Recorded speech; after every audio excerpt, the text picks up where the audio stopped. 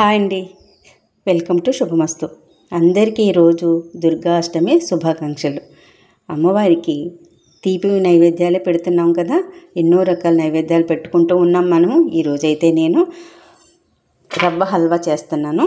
రవ్వ హల్వాకి కావాల్సింది బొంబాయి రవ్వ. చూసారా, బొంబాయి రవ్వ ఒక కప్పు తీసుకున్నాను. దానికి తగినంత కప్పుకి కప్పు పంచదార, డ్రై ఫ్రూట్స్, కొంచెం శనగపిండి బైండింగ్ కోసం మంచి జిగురు అది వస్తుంది, ఇది బాగుంటుంది. అలాగే మంచి నెయ్యి, మన ఇంట్లో తయారు చేసుకున్న నెయ్యి, యాలకుల పొడి, కాస్త కుంకుమ పువ్వు. ఓకేనా. ఇప్పుడైతే ఫస్ట్ డ్రై ఫ్రూట్స్ని వేయించేసుకుందాం నెయ్యి వేసి. స్టవ్ వెలిగించి గిన్నె పెట్టుకున్నాం కదా, తడి లేకుండా గిన్నె ఇలా డ్రై అయిపోవాలి. తడి ఉంటే చిట్టుపట్లాడుతుంది. ఇలాగా ఇప్పుడు మనం నెయ్యి తీసుకొని వేసుకుందాం డ్రై ఫ్రూట్స్కి వేయించడానికి.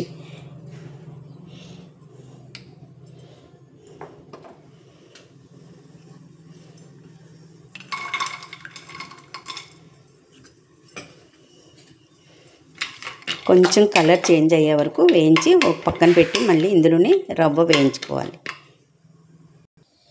ఈ డ్రై ఫ్రూట్స్తో పాటు 2 లవంగ మొగ్గలు, 2 మిరియాలు కూడా ఇందులో వేయించుకుందాం. ఈ ఫ్లేవర్ కూడా హల్వాలకి చాలా బాగుంటుంది, స్వీట్కైనా కూడా చాలా బాగుంటుంది. వేరే మసాలా దినుసులు లాంటివి వేయకూడదు ఎప్పుడు. మిరియాలు, మనం లవంగ మొగ్గలు అంతే. నేతిలో వేగుతాయి కదా, వీటితో పాటు చాలా బాగుంటుంది ఈ హల్వా.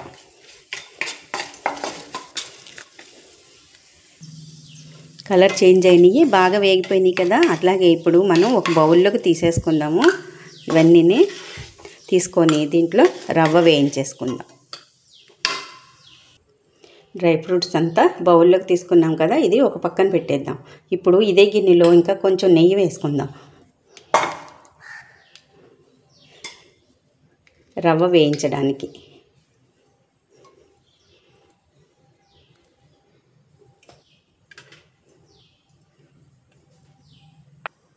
నెయ్యి కరిగిన తర్వాత రవ్వ వేసి చక్కగా బ్రౌన్ కలర్, బాగా బ్రౌన్ రాకూడదు, కాస్త పచ్చివాసన పోయేటట్టు వేయించేసుకుందాం. నేతిలో వేగితే చాలా బాగుంటుందన్నమాట. ఇది వేగుతూ ఉంటుంది. దీనికి కావాల్సినంత ఎసరు పెట్టేసుకుందాము. ఈ గిన్నెని పక్కకు మార్చేసుకుందాం. ఈ కప్పుతో అయితే రవ్వ తీసుకున్నాము, ఈ కప్పుతో తీసుకున్నాం కదా, ఇదే కప్పుతో 4 కప్పులు నీళ్ళని ఎసరు పెట్టుకుందాం. పక్కనే ఎసరు మరుగుతూ ఉంటుంది, ఈ లోపల రవ్వ వేగుతూ ఉంటుంది. 3 వేసా కదా, ఇంకొకటి వేద్దాం. ఈ కప్పుతో 4 కప్పులు. నేతిలో రవ్వ వేగేటప్పుడే మనము ఇంట్లో ఆడించి పెట్టుకున్న శనగపిండి, ఇది కూడా వేసుకుందాం. దీనికి హల్వాకైనా దేనికైనా కూడా ఇది హల్వాకి చాలా బాగుంటుంది అన్నమాట. ఇది నేతిలో వేగుతుంది, హల్వా సాఫ్ట్గా జారిపోతుంది. శనగపిండి వేస్తే ఫుడ్ కలర్స్ అవన్నీ మనం వేయట్లేదు కదా, మంచి కలర్ఫుల్గా ఉంటుంది. ఇది వేపేద్దాం. ఇట్లాగా నేతిలో లో ఫ్లేమ్లో వేగుతూ ఉంటుంది. పక్కన ఎసరు పెట్టాం కదా, ఎసరుకి ఏమేమి కావాలి, ఏమేమి వేయాలి చూసేద్దామా. ఇది ఇలా ఉంచుదాం. ఇదే ఎసెట్లో ఇది పంచదార తీసుకున్నాం కదా, కప్పు రవ్వకి కప్పు పంచదార ఇందులో వేసేద్దాం. అలాగే కొంచెం కుంకుమ పువ్వు, కలరు చాలా బాగుంటుంది హల్వాకి. దీంతోపాటు ఇది మరిగిపోతుంది, మరిగించేద్దాం వాటర్ని. ఇలాగా పంచదార కరిగే వరకు మనం కలిపేసుకొని, ఎసర మరుగుతూ ఉంటుంది కదా, పంచదార కూడా కరిగిపోద్ది. అప్పుడు మనం వేయించుకున్న రవ్వలో ఈ వాటర్ వేసేసుకోవడమే. అంతేనండి, చాలా సింపుల్గా చేసుకునే ప్రసాదాలు ఇవన్నీ కూడా ఈజీగా అయిపోతాయి. ఇప్పుడైతే అమ్మవారికి ఇదే నైవేద్యం మనం పెట్టేసుకుందాం.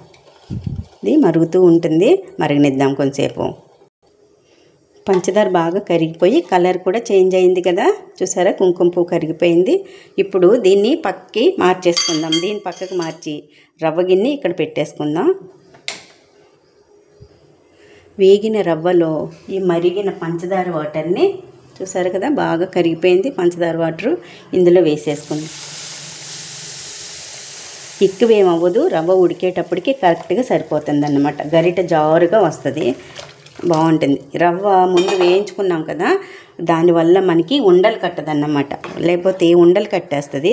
చూసారా, ఇట్లా కరిగిపోతుంది అన్నమాట. ఇది అంతా చక్కగా మిక్స్ అయిపోతుంది. నిదానంగా లో ఫ్లేమ్లో ఉడికించుకుందాం. చూసారు, ఇది బాగా మిక్స్ అవుతుంది కదా, దగ్గరికి వచ్చేస్తుంది. ఇప్పుడు ఇంకొంచెం నెయ్యి వేసుకుందాము, డ్రై ఫ్రూట్స్ వేసుకుందాము. దీంట్లో కొంచెం గులాబీ రేకుల్ని ఎప్పుడు కూడా మనం వాడినవి దేవుడికి ప్రసాదాలకి వాడకూడదు. పువ్వులు తెచ్చినప్పుడు ఫ్రెష్గా ఉన్నప్పుడు మనం కొన్ని గులాబీ పువ్వులను తీసి పక్కన పెట్టుకోవాలన్నమాట. ఇలాగ వాడుకోవాలి అనుకున్నప్పుడు మనం దేవుడికి ఉపయోగించకుండా కొన్ని పువ్వులు తీసి పక్కన పెట్టుకోవాలి. అప్పుడు మనం వాడుకోవాలి నైవేద్యాల్లోకి, వాటిలోకి. ఎప్పుడైనా కానీ ప్రసాదాల్లోకి వేసుకోవాలంటే మనం ఫ్రెష్ పువ్వులను తీసుకొని వేసుకోవాలి. కలర్ఫుల్గా వస్తుంది, కలర్ చేంజ్ అవుతుంది. ఇప్పుడైతే యాలకుల పొడి కూడా వేసేద్దాము.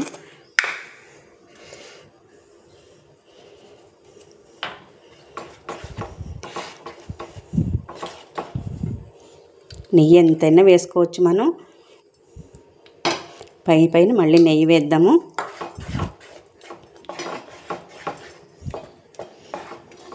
కొన్ని డ్రై ఫ్రూట్స్ వేసుకుందాం. ఇంకా కొన్ని డెకరేషన్ చేసుకుందాం.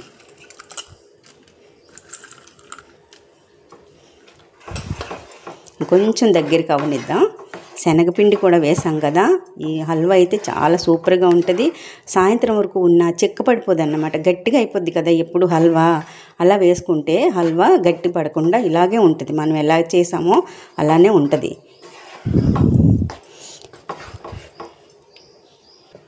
ఇంకాస్త నెయ్యి వేసుకొని ఇంకా బౌల్లోకి వేసేసుకుందాం.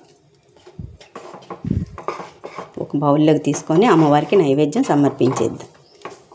ఇంతే, ఇంకా ఆపేయచ్చు స్టవ్. చూసారా, ఇలాగా మనకి గరిటె జారుగా ఉండాలన్నమాట. ఒక బౌల్లోకి తీసేసుకుందామా.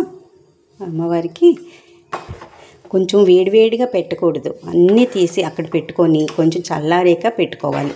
వేడి నైవేద్యాలు పెట్టకూడదు. మనం ఇంట్లో మన పిల్లలకైనా వేడివేడి పెడతామా, అలాగే అమ్మవారికి కూడా దేవుడికి ప్రసాదం కూడా కొంచెం చల్లారిన తర్వాత పెట్టాలి. చూసారుగా, అమ్మవారికి రవ్వ కేసరి అయితే సూపర్గా రెడీ అయిపోయింది. నేను చేసే పద్ధతిలో నా అలవాట్ల ప్రకారం నేను చేశాను. మీకు ఏ రకంగా చేసుకోవాలనిపిస్తే ఆ రకంగా చేసుకోండి. ఎంత నెయ్యి అయినా వేసుకోవచ్చు. షుగరు అవన్నీ కూడా నేను తగ్గించి వేస్తాను. ఆరోగ్యాన్ని దృష్టిలో పెట్టుకొని చేస్తాను, ప్రసాదాలైనా వంట అయినా కూడా. అలాగే మీకు నచ్చినట్టు మీరు చేయొచ్చు. నేను చేసే పద్ధతి అయితే మీకు చూపించాను. ఈరోజు అమ్మవారికి అయితే నైవేద్యం ఇది పెట్టాను. రేపు ఏంటంటే రేపు నవమి, ఈరోజు అష్టమి కదా, రేపు నవమి, ఎల్లుండి దశమి. రేపు కూడా మంచి నైవేద్యంతో మళ్ళీ మీ ముందుకు వస్తాను. అందరికీ దసరా శుభాకాంక్షలు. అందరూ బాగా పూజలు చేసుకోండి. వీలైతే గుడికి వెళ్ళండి. పిల్లలతో, పెద్దవాళ్ళతో అందరితో కలిసి ఉండటమే పెద్ద పండుగ మనకి. ఈ దసరా ఏంటి, ఏ పండుగ అయినా కూడా పెద్దవాళ్ళతో ఉంటే ఆ పండుగే వేరు. పెద్దవాళ్ళు ఎక్కడో ఉండి పిల్లలు ఇక్కడే ఉంటే మనకి ఏముంటుంది. అలాగే పెద్దవాళ్ళకి కుదిరితే పిల్లల దగ్గరికి వెళ్ళొచ్చు, పిల్లలు కుదిరితే పెద్దవాళ్ళ దగ్గరికి వెళ్ళొచ్చు. ఈ పండుగలన్నీ అందరం కలిసి చేసుకునేదే పెద్ద పండుగ అన్నమాట. అలాగే రేపు మరో మంచి నైవేద్యంతో అమ్మవారి దర్శనం కోసం, అమ్మవారి కృప కోసం మళ్ళీ మనం చేసి పెట్టుకుందాము. అంతవరకు ఓకే, బాయ్ బాయ్.